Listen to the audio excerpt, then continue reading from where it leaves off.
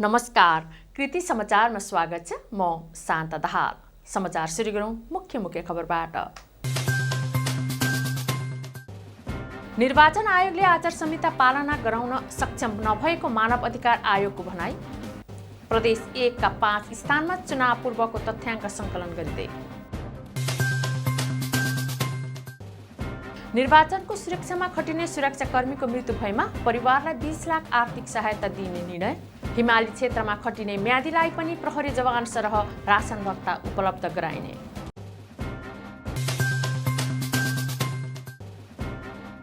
धरानको खानेपानी बिपी प्रतिष्ठानलाई ध्वस्त बनाउने दललाई प्रश्न गर्ने बेला आएको धरानका स्वतन्त्र उम्मेद्वार हर्क साम्पाङको भनाई। आफूलाई मत दिएर जिताएमा खानेपानी ल्याउने दाबी। धनकुटा महालक्ष्मी नगरपालिकामा एमालेको जित सुनिश्चित भएको एमाले नेताहरूको प्रतिक्रिया। घोषणा हुन मात्रै बाँकी रहेको भनाई। वैशाख 30 मा हुन लागेको स्थानीय तह निर्वाचनमा सत्ता गठबन्धन र एमाले बीच कडा प्रतिस्पर्धा हुने। साख जोगाउन लडाई। निर्माणाधीन धरान नाटकघर निर्माणमा गठबन्धन दलका उम्मेद्वार र एमालेका उम्मेद्वारहरूले गरे प्रतिबद्धता पत्रमा हस्ताक्षर। नगरको गौरवको आयोजनामा समेटेर लाने एमालेको उम्मेद्वारको भनाई। सप्तरीको बेदे वर्षाइनमा ट्र्याक्टर पल्टिँदा एकको मृत्यु हुनेमा सोही ठाउँका 19 वर्षीय शिवकुमार पौदार। र धरान 10 स्थित सिंहबाहिनी भगवती मन्दिरको 54औं साधारण सभा तथा वार्षिक उत्सव सम्पन्न।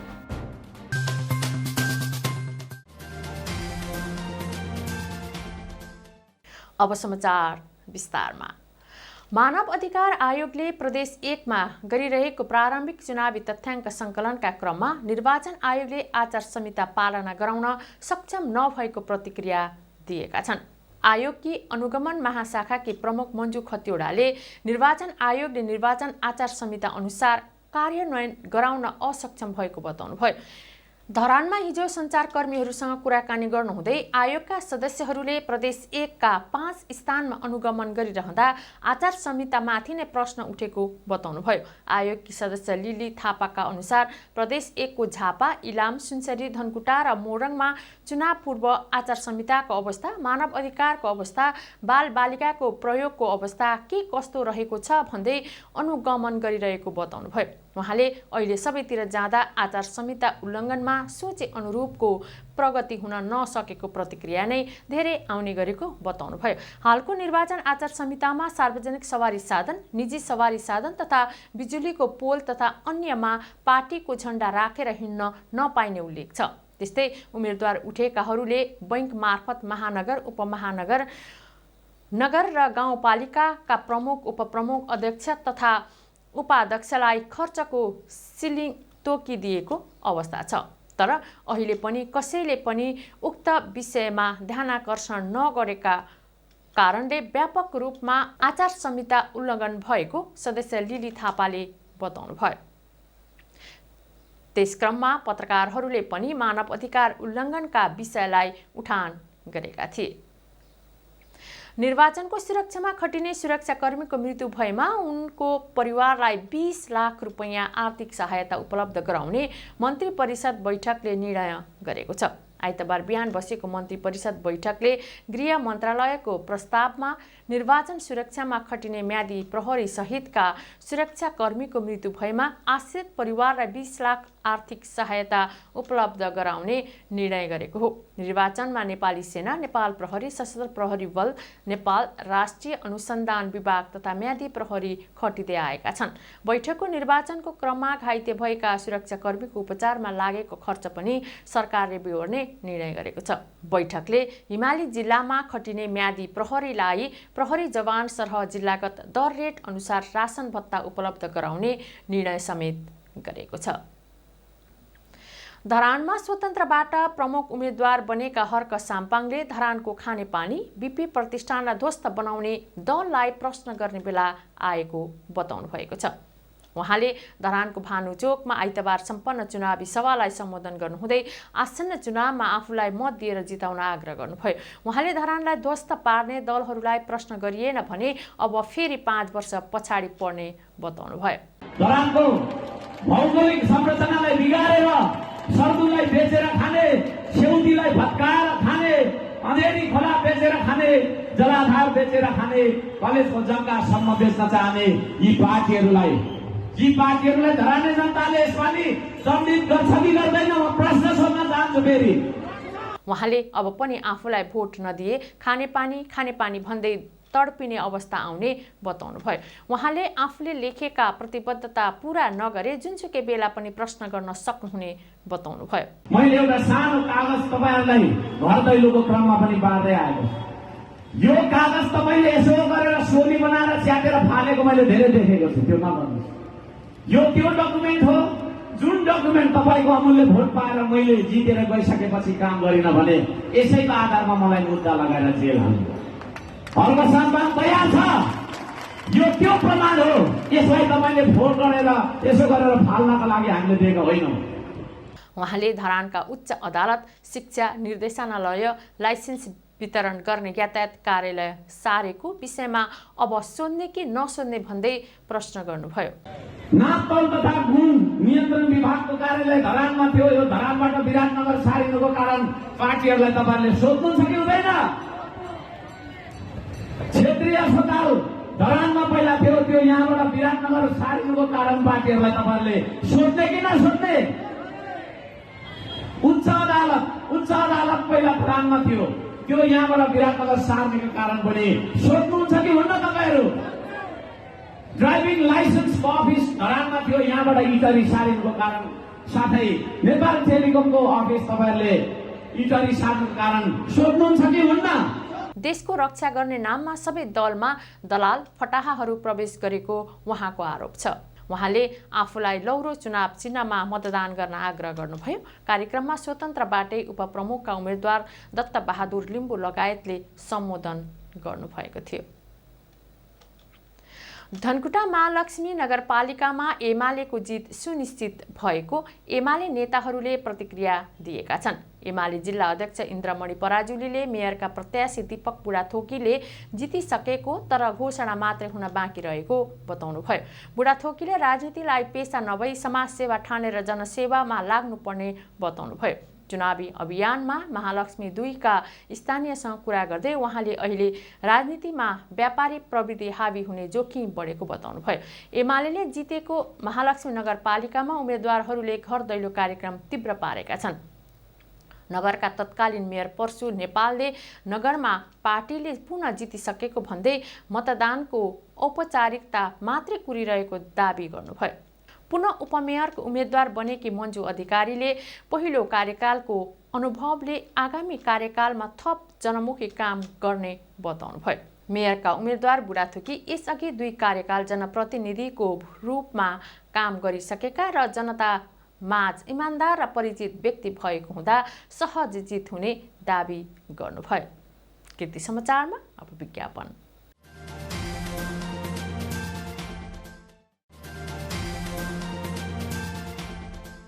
कृति समाचारमा पुनः स्वागत छ। अब बाँकी समाचार। वैशाख 30 मा हुन लागेको स्थानीय तह निर्वाचनमा सत्ता गठबन्धन र एमाले बीच कडा प्रतिस्पर्धा हुने देखिएको छ। यसअघि क्लिन स्वीप गरेको एमालेलाई आफ्नो साख जोगाउन हम्बे परेको छ। गठबन्धन जसरी पनि चुनाव जित्ने रणनीतिमा छन् भने एमाले आफ्नो विरासतलाई कायम राख्न चाहन्छ। एक रिपोर्ट। संहिता पूर्वको प्रशासनिक एकाइ धनकुटामा नेपाली कांग्रेस सहितको 4 दलीय गठबन्धन नेकपा एमाले लगायत अन्य दल तथा स्वतन्त्रबाट प्रमुख, उपप्रमुख, वडा अध्यक्ष एवं सदस्य सहित कुल 785 जनाको चुनावी मैदानमा छन्। त्यही मध्येबाट 314 जना जनप्रतिनिधि निर्वाचित हुनेछन्। गठबन्धनका उम्मेद्वार दिनेश राई नगरको विकासका लागि गठबन्धनले जित्नुपर्ने बताउनुहुन्छ। हामीले अहिले हाम्रो प्रतिज्ञा पत्रमा भनिरहेका छौँ। आज धनकुटामा हामीले एक घर एक रोजगारी तथा स्वरोजगार हामी व्यवस्थापन गर्छौँ। बिमा स्वास्थ्य बिमा हामीले गरिब निमुखा अल्पसङ्ख्यक दलित विपन्न वृद्ध ज्येष्ठ नागरिकहरूलाई हामी निःशुल्क गर्छौँ। एकल महिलाहरूलाई समेत निःशुल्क गर्छौँ हामीले भनिरहेका छौँ। आज धनकुटामा मिनिमम 5000 लिटर हामीले चाहिँ के अरे खानेपानी सहरी क्षेत्रमा निःशुल्क गर्छौँ। हामीले ग्रामीण क्षेत्रमा पूर्ण निःशुल्क पिउने पानी हामीले बनाउने हाम्रो घोषणापत्रमा प्रतिज्ञा गरेका छौँ। राई 2074 सालको निर्वाचनमा 114 मतले पराजित हुनुभएको थियो। राईलाई पराजित गर्दै नगर प्रमुख बन्नुभएका नेकपा एमालेका चिन्तन तामाङ यो पटक पनि एमालेबाटै प्रमुखको उम्मेद्वार बन्नुभएको छ। राई यसपटक आफ्नो पक्षमा पल्ला भारी बनाउने प्रयासमा रहनु भएको छ। तामाङ दोहोर्याएर जिम्मेवारी पाउनेमा ढुक्क रहेको दाबी गर्नुहुन्छ। हामीले पहिला गरेका वाचा प्रतिबद्धताहरू हामीले सबै पुरा गर्न नसके पनि 75% पुरा गरेका छौँ। अधुरा कामहरू छन्। धनकुटामा खानेपानीको समस्या छ। यो खानेपानीलाई तम्बरको पानी लिफ्टद्वारा धनकुटालाई खुवाउनुपर्छ भन्ने एजेन्डा छ र त्यसपछि हामी यो नगरलाई हाम्रो नगरमा हैन करिब 850 घर परिवार गरिबीको रेखामुनि भएको हामीले पाएका छौँ र ती गरिबहरू जो वर्षभरि खाना लाउन पाउँदैनन् तिनीहरूलाई चाहिँ अपलिफ्ट गर्नको निमित्त आर्थिक रूपमा सक्षम बनाउनको निमित्त हामी कार्यक्रमहरू योजनाहरू बनाएका छौँ। दुवै पक्षले निर्वाचन केन्द्रित गतिविधि बढाइरहेको बेला मतदाता भने नगरको विकास गर्न सक्ने उम्मेद्वारको पहिचान गरेर मतदान गर्ने बताउँदछन्। धनकुटा नगरपालिका वडा नम्बर 8 सान्ताङका तुखलाल राईले जनताका समस्या बुझ्न सक्नेलाई मत दिने बताउनुहुन्छ। विशेष गरेर हाम्रो लागि चाहिँ नगर र स्थानीय तहलाई चाहिँ राम्ररी सञ्चालन गर्न सक्ने र जनताको इच्छालाई बुझ्न चाहने खालको उम्मेदवार हामी चाहन्छौँ। अब अहिलेको हाम्रो जल्दो बल्दो कुरा भनेको सडकको विकास भयो। विशेष गरेर हाम्रो एरियामा हाम्रो स्थानीय सरकार तहमा चाहिँ के छ भने पानीको निकै अभाव भएको हुनाले खाने पानीको व्यवस्था चाहिँ निकै राम्रो तरिकाले गर्नुपर्ने अवस्था छ। अघिल्लो निर्वाचनमा एक्लै प्रतिस्पर्धा गरेको भए पनि यसपटक 4 दलीय गठबन्धन रहेको छ भने एमाले एक्लै चुनावी मैदानमा उत्रिएको छ, जसका कारण यसपटकको चुनावलाई चासोका साथ हेरिएको छ। धरान 8को सभागृहमा निर्माणाधीन अलपत्र अवस्थामा रहेको धरान नाटकघर निर्माणका लागि गठबन्धन दलका उम्मेद्वार र एमाले उम्मेद्वारहरूले प्रतिबद्धता पत्रमा हस्ताक्षर गरेका छन्। बजेट अभावका कारण जगमात्रै निर्माण सम्पन्न भएको अवस्था छ। नाटकघर निर्माणका लागि धरान नाटकघर निर्माण उपभोक्ता समिति गरिएको छ।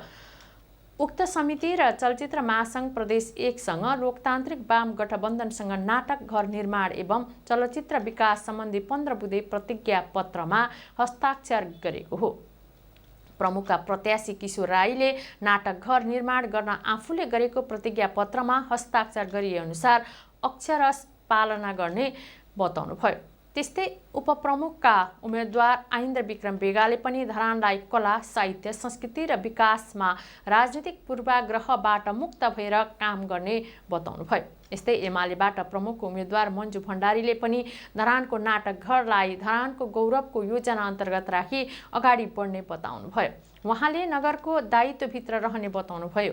कार्यक्रममा समितिका अध्यक्ष प्रेम सुब्बा लगायतको उपस्थितिमा प्रतिज्ञा पत्रमा हस्ताक्षर गरिएको हो। सप्तरीको बेदे वर्षाइन नगरपालिका 7 मान राजामा ट्र्याक्टर पल्टिएर आइतबार एक युवकको ज्यान गएको छ।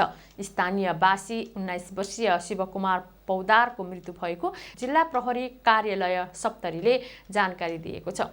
माटो लिएर फर्किँदै गरेको अवस्थामा प्रदेश 20101 त 2001 नम्बरको ट्र्याक्टर पल्टिँदा उनको घटनास्थलमै मृत्यु भएको हो। घटनाको विषयमा अनुसन्धान भइरहेको प्रहरीले जनाएको छ। धरान 10 स्थित सिंहवाहिनी भगवती मन्दिरको 54औं साधारण सभा तथा वार्षिक उत्सव आइतबार सम्पन्न भएको छ।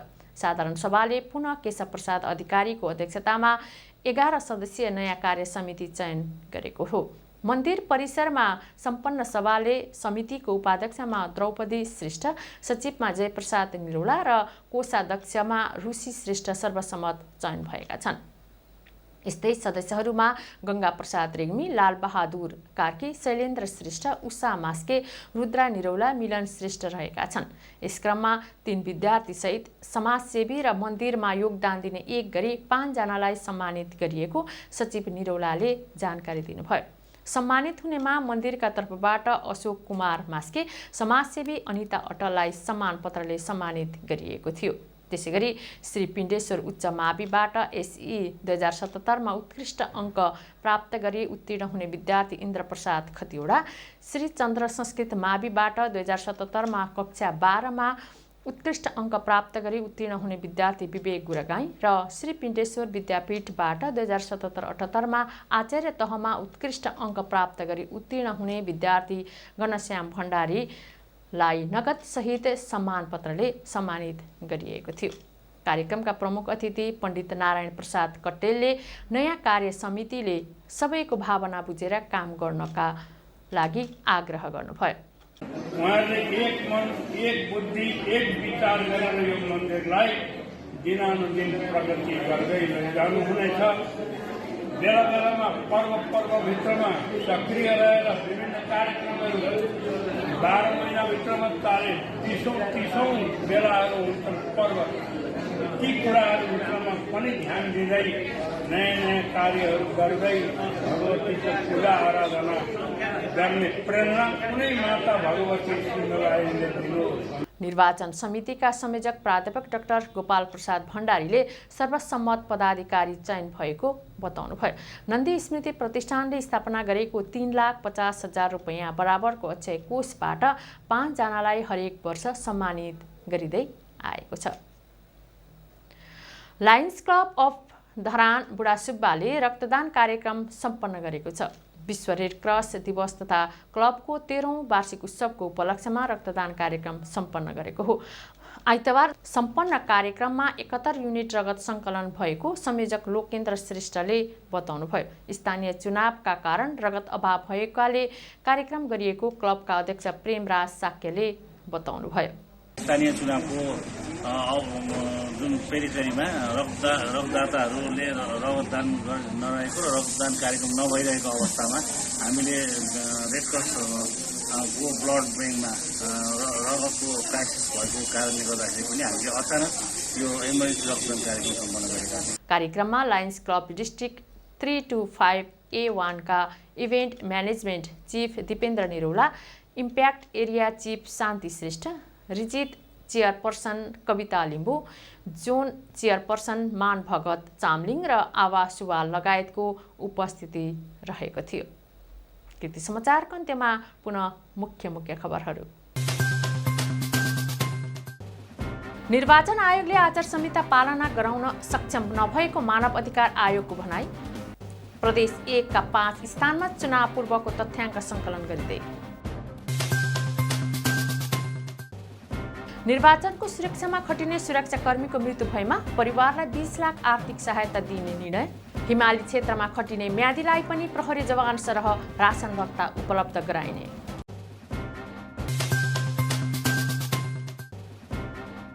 धरानको खानेपानी बिपी प्रतिष्ठानलाई ध्वस्त बनाउने दललाई प्रश्न गर्ने बेला आएको धरानका स्वतन्त्र उम्मेद्वार हर्क साम्पाङको भनाई। आफूलाई मत दिएर जिताएमा खानेपानी ल्याउने दाबी। धनकुटा महालक्ष्मी नगरपालिकामा एमालेको जित सुनिश्चित भएको एमाले नेताहरूको प्रतिक्रिया। घोषणा हुन मात्रै बाँकी रहेको भनाई। वैशाख 30 मा हुन लागेको स्थानीय तह निर्वाचनमा सत्ता गठबन्धन र एमाले बीच कडा प्रतिस्पर्धा हुने, साख जोगाउन लडाई। निर्माणाधीन धरान नाटकघर निर्माणमा गठबन्धन दलका उम्मेद्वार र एमालेका उम्मेद्वारहरूले गरे प्रतिबद्धता पत्रमा हस्ताक्षर। नगरको गौरवको आयोजनामा समेटेर लाने एमालेको उम्मेद्वारको भनाई। सप्तरीको बेदे वर्षाइनमा ट्र्याक्टर पल्टिँदा 1 को मृत्यु हुनेमा सोही ठाउँका 19 वर्षीय शिवकुमार पौदार। र धरान 10 स्थित सिंहबाहिनी भगवती मन्दिरको 54औं साधारण सभा तथा वार्षिक उत्सव सम्पन्न। हवस् त कृति समाचार यति नै। कृति टेलिभिजन हेर्दै गर्नुहोला। नमस्कार।